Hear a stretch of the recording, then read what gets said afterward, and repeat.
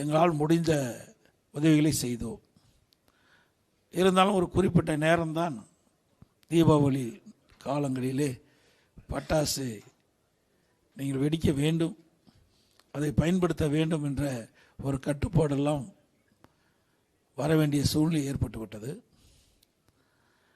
அவை இது எல்லா நாடுகளிலும் இந்த விழா காலங்களில் பட்டாசு வெடிப்பது வழக்கம்.